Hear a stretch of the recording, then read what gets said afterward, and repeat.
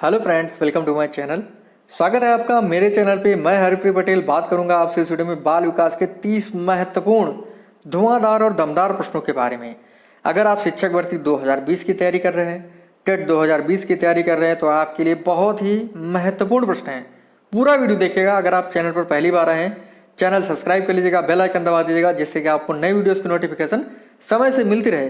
पिछले video theoretical हैं, objective हैं, अगर आप नहीं देखे हैं, डिस्क्रिप्शन में आपको प्लेलिस्ट का लिंक मिल जाएगा, आप वहाँ से पिछले वीडियो देख सकते हैं।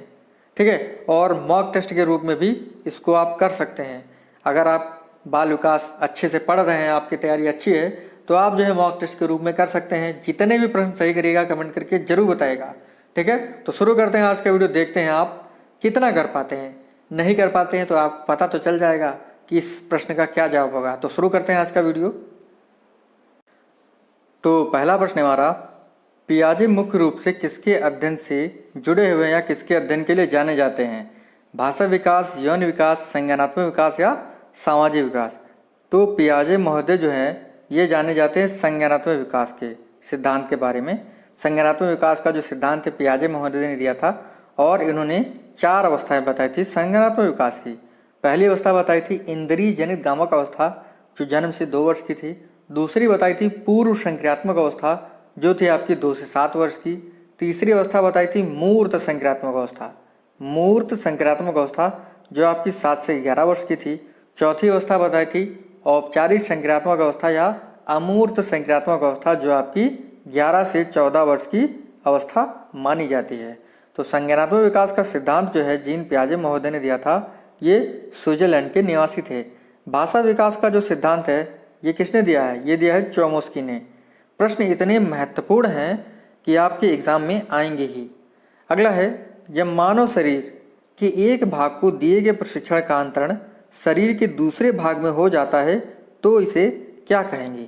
ऊर्ध्व अंतरण, क्षैतिज अंतरण, द्विपार्श्विक अंतरण या इनमें से कोई नहीं? देखिए, मानव शरीर जो है 2 भागों में बटा होता है। ठीक है, और जब एक भाग का ज्ञान जो है, एक भाग का प्रशिक्षण दूसरे भाग में अंतरण हो जाता है, अंतरण कहीं या स्थानांतरित हो जाता है, बात एक ही है। अंतरण और स्थानांतरण एक ही बात है। तो एक शरीर का ज्ञान, एक भाग का ज्ञान जो है शरीर का दूसरे भाग में जब अंतरण हो जाता है तो आपका होता है द्विपार्श्विक अंतरण। थर्ड ऑप्शन आपका सही होगा। देखिए, जो अधिगम स्थानांतरण है वो 3 प्रकार का होता है। एक होता है आपका सकारात्मक, दूसरा होता है आपका नकारात्मक, तीसरा आपका होता है शून्य अधिगम स्थानांतरण। सकारात्मक अधिगम स्थानांतरण क्या होता है?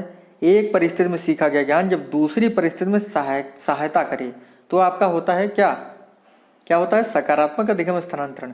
जैसे कार सीखने के बाद ट्रक चलाना। दूसरा होता है आपका नकारात्मक, एक परिस्थिति में सीखा गया ज्ञान जब दूसरी परिस्थिति में बाधा उत्पन्न करता है तो आपका क्या होता है? नकारात्मक अधिगम स्थानांतरण होता है। जैसे हिंदी सीखने के बाद जो है इंग्लिश का सीखना। तीसरा आपका होता है शून्य अधिगम स्थानांतरण, एक परिस्थिति में सीखा गया ज्ञान जब दूसरी परिस्थिति में ना तो बाधक बने ना ही सहायक बने तो आपका होता है शून्य अधिगम स्थानांतरण। जैसे रहीम के दोहे पढ़ने के बाद कबीर के दोहे पढ़ना, दोनों में जो है अर्थ अलग अलग होगा। तो चाहे आप कोई भी पहले पढ़ लें, रहीम के दोहे पढ़ लें या कबीर के दोहे पढ़ लें, तो ना ही बाधा होगी ना ही कोई सहायता होगी। तो जो आपका होगा शून्य अधिगम स्थानांतरण। और मैं आपको बता दूं, ये जो लिखे हैं यहाँ पे, ऊर्ध्व अधिगम अंतरण, क्षैतिज अधिगम अंतरण, द्विपार्श्विक अधिगम अंतरण, ये सकारात्मक अधिगम स्थानांतरण के प्रकार हैं। ठीक है, अगला प्रश्न है हमारा, दिए हुए प्राप्तांकों के समूह में जो प्राप्तांक बहुधा सबसे अधिक बार आता है उसे क्या कहेंगे? बहुलांक, मानक विचलन, मध्यमान, मध्यांक? तो ये होगा आपका बहुलांक। दिए हुए प्राप्तांकों के समूह में जो प्राप्तांक बहुधा सबसे अधिक बार आता है वो आपका बहुलांक होगा। अगला है, क्रिया प्रसूत सिद्धांत का प्रतिपादन किसने किया था? पावलोव ने, स्किनर ने, थॉर्नडाइक ने, कोहलर ने?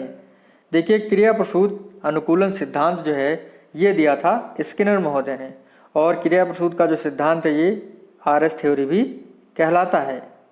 अपने सिद्धांत को सिद्ध करने के लिए स्किनर ने 1938 में चूहे पर प्रयोग किया था, रैट पर, और 1943 में जो है कबूतर यानी पिजन पर प्रयोग किया था।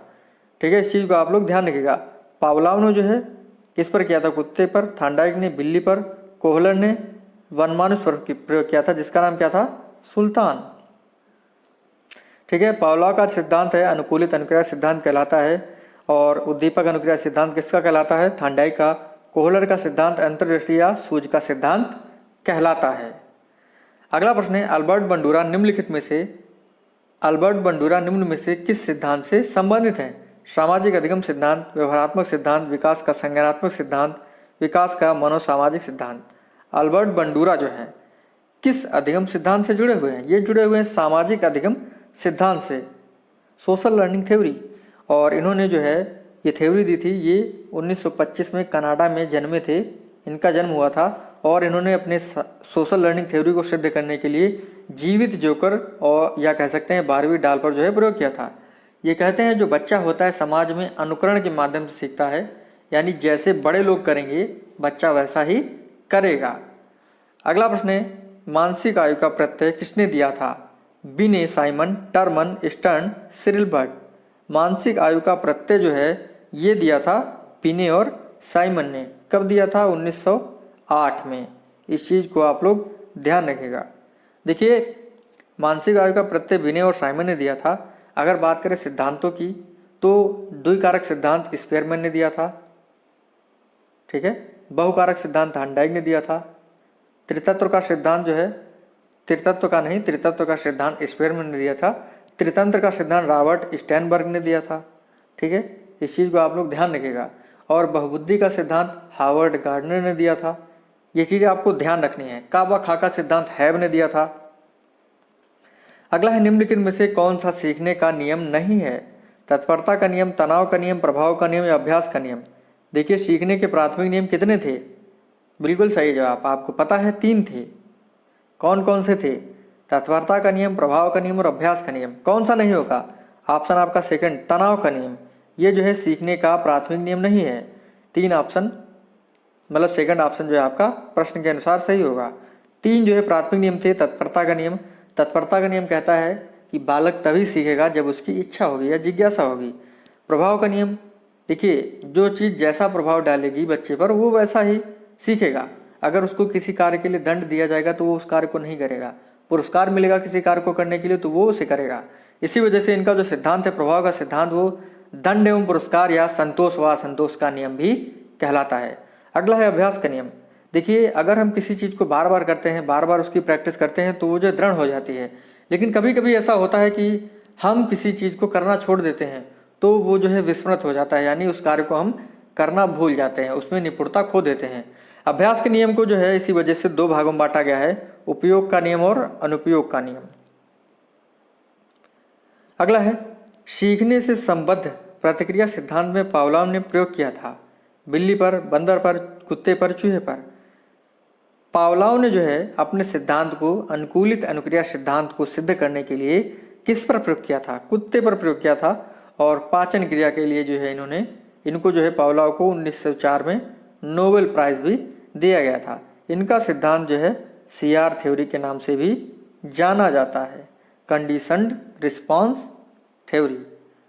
अगला है, सूझ द्वारा सीखने का सिद्धांत किसने प्रतिपादित किया था? थांडाइक ने, पावलोव ने, कोहलर ने, वुडवर्थ ने। सूझ द्वारा, देखिए जो सूझ द्वारा दिया गया सिद्धांत है वो किसने दिया था? कोहलर ने दिया था। थर्ड ऑप्शन आपका सही होगा। देखिए, सूझ जो होती है वो आकस्मिक और तात्कालिक होती है। ठीक है, इस चीज़ को ध्यान रखिएगा। कोहलर कहते हैं या कह सकते हैं गेस्टाल्टवादी कह सकते हैं। गेस्टाल्टवादी कौन कौन थे? कोहलर, वर्दीमर, कोफा और लेविन। गेस्टाल्टवादी कहते हैं चाहे कोई जानवर हो चाहे कोई बालक हो, पूरी परिस्थिति को पहले अवलोकित करेगा, फिर अपनी सूझ के माध्यम से समस्या का समाधान करेगा। गेस्टाल्ट जो शब्द है वो जर्मन भाषा का शब्द है। गेस्टाल्ट का क्या अर्थ होता है? गेस्टाल्ट का अर्थ होता है पूर्ण का या समग्रवाद। पूर्ण मतलब संपूर्ण परिस्थिति को देखकर जो है बालक हो या जानवर हो, पहले संपूर्ण परिस्थिति देखता है, फिर जो है समस्या का समाधान करता है। ये कौन कहते हैं? गेस्टाल्टवादी कहते हैं। अगला है, कार्य को आरंभ करने, जारी रखने और नियमित रखने की प्रोसेस है प्रेरणा, सीखना, संवेदना, प्रत्यक्षीकरण। तो कार्य को आरंभ करने, जारी रखने और नियमित रखने की प्रोसेस जो है क्या है? प्रेरणा है। और ये परिभाषा किसकी है? गुड की है। गुड कहते हैं कार्य को आरंभ करने, जारी रखने और नियमित रखने की प्रोसेस जो है क्या होती है? प्रेरणा होती है, प्रेरणा होती है। अगला है विस्मृति कम करने का उपाय है सीखने में कमी, सीखने की त्रुटिपूर्ण विधि, पाठ की पुनरावृत्ति, स्मरण करने में कम ध्यान देना।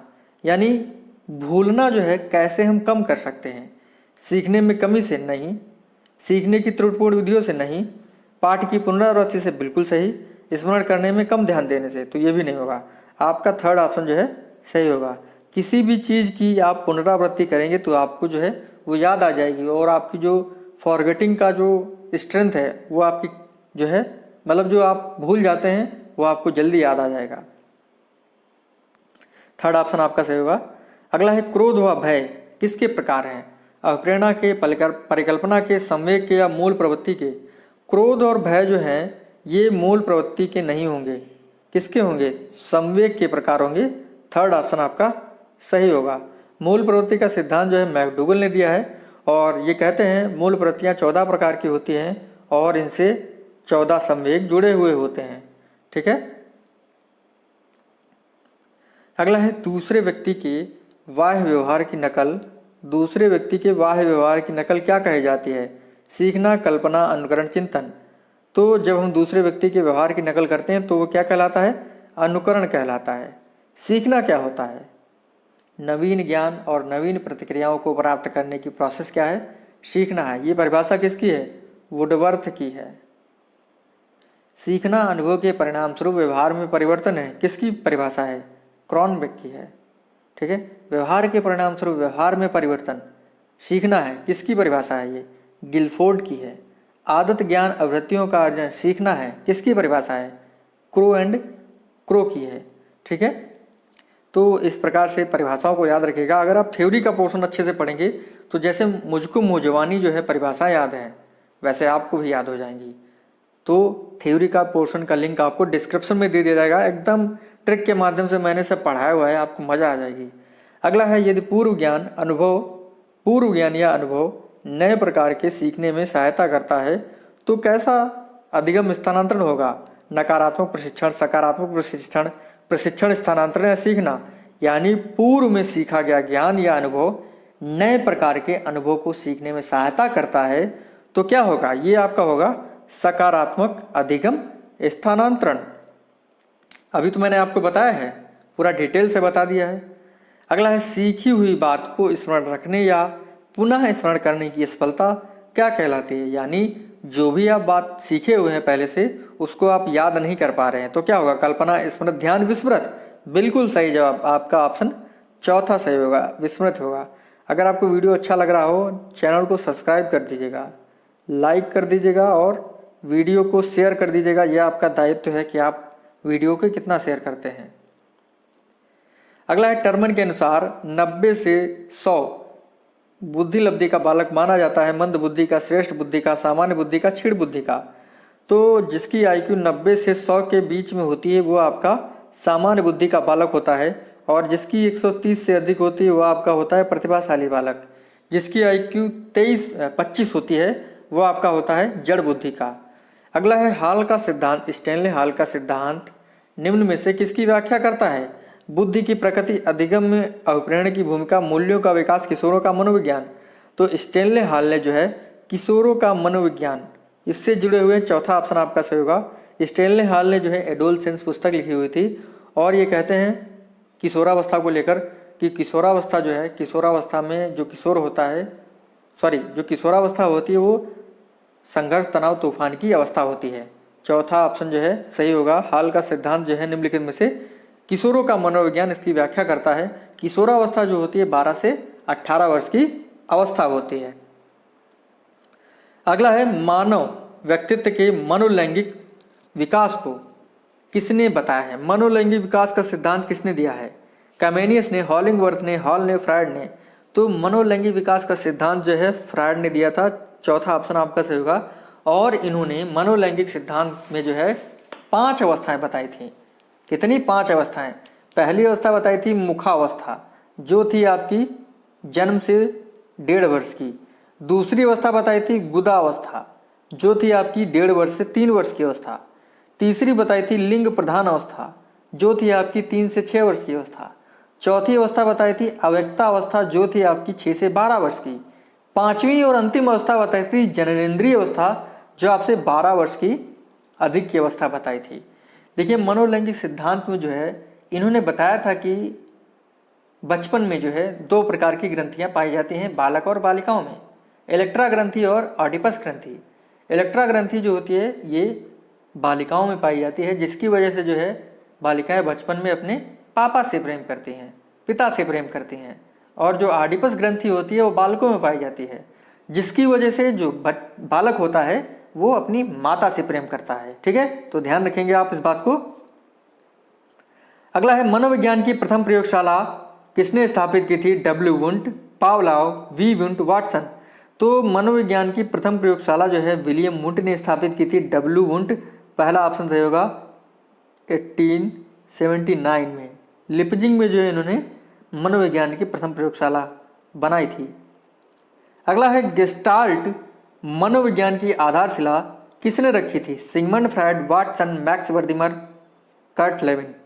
तो गेस्टाल्ट मनोविज्ञान की आधारशिला जो है मैक्स वर्दिमर ने रखी थी। थर्ड ऑप्शन आपका सही होगा। गेस्टाल्टवादी कौन कौन से हैं? मैक्स वर्दिमर, कोफा, कोहलर और लेविन। इस चीज़ को आप लोग ध्यान रखिएगा। व्यवहारवादी आपके हैं थॉर्नडाइक, स्किनर। थॉर्नडाइक, स्किनर और पावलोव जो है ये व्यवहारवादी हैं।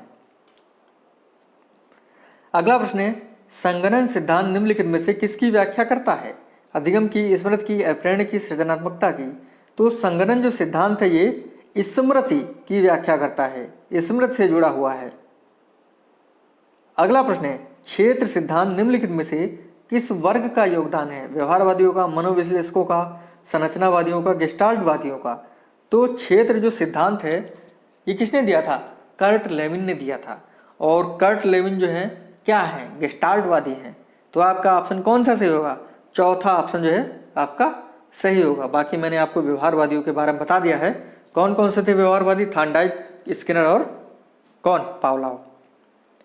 अगला है भाटिया बैटरी का प्रयोग निम्न में से किसके मापन हेतु किया जाता है? व्यक्तित्व, बुद्धि, रुचि, अक्षमता।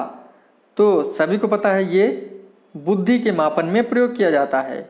ठीक है, स्याही धब्बा परीक्षण किसने दिया था? हार्मन रोसा ने। ठीक है, टीएटी बुद्धि परीक्षण किसने दिया है? ये आप कमेंट करके बताइएगा। अगला है अभिक्रमयोजित अधिगम का प्रत्यय किसने दिया? हल, थॉर्नडाइक, वाटसन, स्किनर। तो ये दिया था स्किनर महोदय ने। चौथा ऑप्शन आपका सही होगा। यूएसए के निवासी थे कौन? हमारे स्किनर और थॉर्नडाइक। अगला प्रश्न हमारा व्यवहारिक क्षमताओं में वह सापेक्ष स्थायी परिवर्तन जो कि प्रबलित अभ्यास का परिणाम होता है उसे कहते हैं? अधिगम, अभिवृत्ति, अभिप्रेरण, अक्षमता। अधिगम कहलाता है। ठीक है, इस चीज को आप लोग ध्यान रखिएगा। अगला है संज्ञान किस बुद्धि के सिद्धांत का हिस्सा है? प्रतिदर्श सिद्धांत, समूह कारक सिद्धांत, गिलफोर्ड का सिद्धांत या फ्लूइड तथा क्रिस्टलाइज सिद्धांत। संज्ञान बुद्धि जो है ये किसका हिस्सा है? ये है गिलफोर्ड के सिद्धांत का। बुद्धि का त्रिआयामी सिद्धांत जो है गिलफोर्ड ने दिया था और इन्होंने बुद्धि के 3 आयाम बताए थे, विषय वस्तु, संक्रिया और उत्पाद। ठीक है, इस चीज को ध्यान रखिएगा। और जो गिलफोर्ड थे वो रसिया के नहीं थे, अमेरिका के निवासी थे। काफी बार मैंने गलत बता दिया कि गिलफोर्ड जो थे वो अमेरिका के निवासी थे और 3 आयाम बताए थे, विषय वस्तु, संक्रिया और उत्पाद बुद्धि के। और जो इनका संक्रिया है उसको 5 भागों में बांटा गया था: संज्ञान, स्मरण, परंपरागत चिंतन, गैर परंपरागत चिंतन और मूल्यांकन। तो संज्ञान किसमें आ रहा है? गिलफोर्ड के सिद्धांत में। तो थर्ड ऑप्शन आपका सही होगा। समूह कारक सिद्धांत जो है थ्रस्टन ने दिया था। इस चीज को आप लोग ध्यान रखिएगा। अगला प्रश्न है 8 वर्ष के सुधीर की मानसिक आयु 10 वर्ष है, उसकी बुद्धि लब्धि क्या होगी? IQ बराबर क्या होता है? मानसिक आयु कितनी है उसकी? 10 वर्ष। वास्तविक आयु 8 वर्ष इंटू 100 काट लीजिए। 2 पंचे 10, 2 चक्कू 8, 4 गुणे 25 100 होता है, 25 चक्कू 100 होता है ना। तो 25 इंटू 25 125। तो IQ बराबर क्या होता है? मानसिक आयु अपान वास्तविक आयु इंटू 100। आपको याद रखना है, बहुत ही बार एग्जाम में पूछा गया है इस पर प्रश्न। संवेग का कौन सा सिद्धांत इस विचार को मानता है कि संवेगात्मक अनुभव संवेगात्मक व्यवहार पर आधारित है? जेम्स लैंग सिद्धांत, हाइपोथैलेमिक सिद्धांत, सक्रियता सिद्धांत या अभिप्रेरण का सिद्धांत। तो ये होगा आपका जेम्स लैंग का सिद्धांत। पहला ऑप्शन आपका राइट होगा। अगला है किसी इच्छा या आवश्यकता में रुकावट पड़ने पर उसमें उत्पन्न होने वाला सामवेगिक तनाव होगा तनाव, द्वंद्व, कुंठा, चिंता। तो ये होगा आपका चिंता। चौथा ऑप्शन आपका राइट होगा। और अंतिम प्रश्न हमारे इस वीडियो का, अगर आपको वीडियो अच्छा लगे लाइक कर दीजिएगा और शेयर कर दीजिएगा। कोहलबर्ग का सिद्धांत निम्न में से किससे जुड़ा हुआ है? सामाजिक विकास का सिद्धांत, शारीरिक विकास, भाषा विकास, नैतिक विकास। कोहलबर्ग का सिद्धांत जो है नैतिक विकास के सिद्धांत से जुड़ा हुआ है और इन्होंने जो है नैतिक विकास के 3 स्तर बताए थे। पहला बताया था पूर्व परंपरागत स्तर जो 4 से 10 वर्ष का था, और उसके बाद दूसरा बताया 10 से 13 वर्ष का, ठीक है, जो था आपका परंपरागत स्तर, और तीसरा स्तर बताया पश्चिम परंपरागत स्तर जो 13 वर्ष से अधिक का था। तो इस प्रकार से आज का हमारा 30 प्रश्नों का वीडियो यहीं पर समाप्त होता है। अगर आपको वीडियो अच्छा लगा हो लाइक कर दीजिएगा, शेयर कर दीजिएगा। मिलते हैं आपसे अगले वीडियो में। थैंक यू फ्रेंड्स, धन्यवाद।